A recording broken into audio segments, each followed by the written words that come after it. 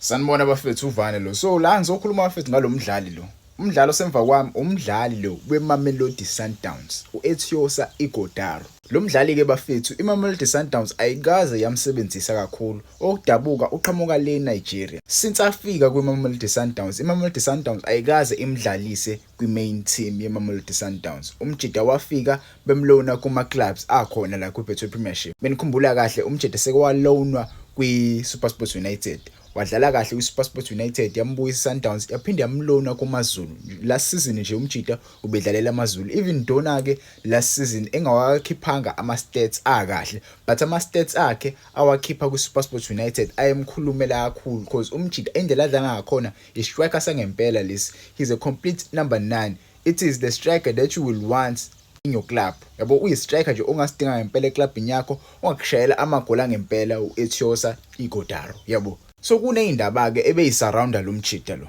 Lo mjida lo ngosikhathi iKaizer Chiefs iprepare isquad ezoya naso le Netherlands. Kaizer Chiefs yayihlanganisa abadlali ebasayinile abashasha. Menikhumbula kahle ke yasayina uEthan Chrislet, yasayina abodlala abanjengopaseka Marco, oThabiso Monyane, abadlali abanjengoshinga mfethu. Yabo most yalabo badlali yabasayina yahamba nabo yaya le eNetherlands. Yabo yakhipha ama-announcement yalabadlali before baye le. Yakhipha ama-announcement yalabadlali labo. Uyedwa-ke umdlali abangayikhiphanga i-announcement yakhe. Because ngiyakhumbula uSpesihle Ndlovu, lo mdlali lo wedlela eSuperSport United, i-announcement yakhe bayenza iKaizer Chiefs isihambile yale Netherlands, yabo. But kwasala bani? Kwasala uEthiosa Ighodaro. Lo mjida lo bafethu. Menikhumbula kahle, umjida usa-contracted with iMamelodi Sundowns. Usa-contracted with iSundowns. I-contract yakhe iphela nini? Next year ngoJune 2026. Njoba nje ibelonwa le kuMaZulu, usawumdlali weMamelodi Sundowns. Akukashintshi lokho. iKaizer Chiefs lo mjida lo ibimfuna. Hayi uthi bimfuna, angasho ukuthi bimfuna, iyamfuna, ifuna ukumsayina. Yabo, they are working towards signing this player. There was a video that circulated around uEthiosa Ighodaro. I-video egqoke ikhithi eKaizer Chiefs, announced iKaizer Chiefs, but leyo video leyo yalikwa ayipostwanga iKaizer Chiefs. I'm sure most yabantu bayibona le video le.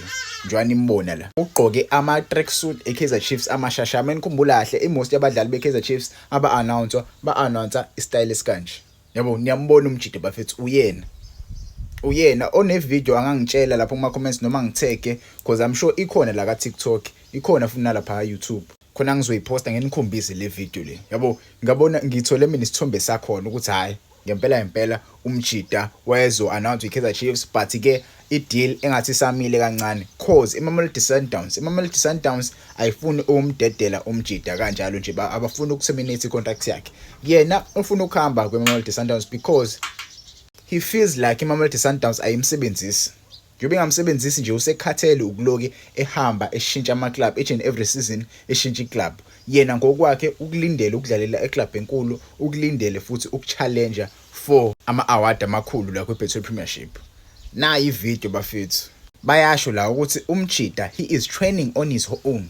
Yabo, so uyijimela yedwa. It is believed that his head is affected by interest eqhamuka kwiKaizer Chiefs, and that still has a running contract. He still has a running contract with the Sundowns. Right now uyijimela yedwa, akajimanga neSundowns. Menikhumbula kahle ke Sundowns ibuyile kwi-preseason, badlala bajeta ade bedlala nje against Richards Bay kwi-MTN Need.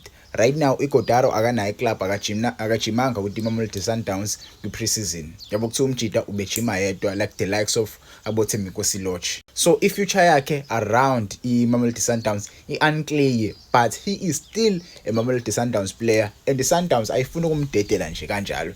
Kumbula ke iSundowns vela inabo ubudlelano obumnandi neKaizer Chiefs. So ukubona umdlalo wabo efunwa iKaizer Chiefs, angifuqa ama-owners eSundowns lezo indaba I'm sure akayithandanga. Ingakho nje i-deal engathi samile kancane, because bayasho la kuthiwa iKaizer Chiefs ayikaka give up ekumsayineni uEthiosa Ighodaro. They are still working behind the scenes to try to get him kule season lesi kuyona. Yabo, bayasho la ukuthi Ethiosa Ighodaro adafika la South Africa usefuna ukwenza i-permanent resident permit. Njengoba efuna nje ukwenza i-permanent resident permit, lokho bazomregister as a local player. So yena angadlala as a local player la kwiBetway Premiership. Yabo, abadlali abanjengoshalulile, Deon Hoto banazo izinto ezikanjalo kuma club abawadlalelayo. So naye uMjida angaregister as a local player la kwiBetway Premiership iclub mifuna ukumsayina because usenesikhathi esiningi edlala la eSouth Africa. So ideal yakhe with iKaizer Chiefs asazi sizophelelaphi, but ke iwindi liyavalwa soon. iKaizer Chiefs kumele yenze fast uma ifuna ukumthenga lo mdlali lo, ufuna ukumsayina lo mdlali kumele imthenge kuMamelodi Sundowns, or they will be forced to wait until next year ukuze lo Mjida lo abe free agent. Ingabe into abafuna ukuyibona leyo? Because ukuthi uMjida bamlinde angadlali isikhathi eside kanje ngam-affect, angifuqa manga ngam-affect kakhulu uMjida mentally yabo and physically, ngamdraina because umdlali lo wangempela and uyi-striker. As a striker into ufuna ukuyenza ungena egroundini ukora amagoli. Masuhlalile until next year June usuzoqala for i-team njenge-Kaizer Chiefs enkulu kangaka, lokho kuzo-affecta kakhulu because bakudinga ukorile amagoli. Bakudinga nje ukorile amagoli, wena nje okwakho kumele ufike nje lapha kwiKaizer ushaye inet. Mungayishaya inet uzofana njengabo Chivaviro. Ngiyamkhumbula uChivaviro. Chivaviro akabanga mnandi kwiKaizer Chiefs. Uma ngase aqhubeke lo Mjida lo ahlale angadlaleli for any club, alinde ukuthi abe free agent next year, uzofana njengomdantsane.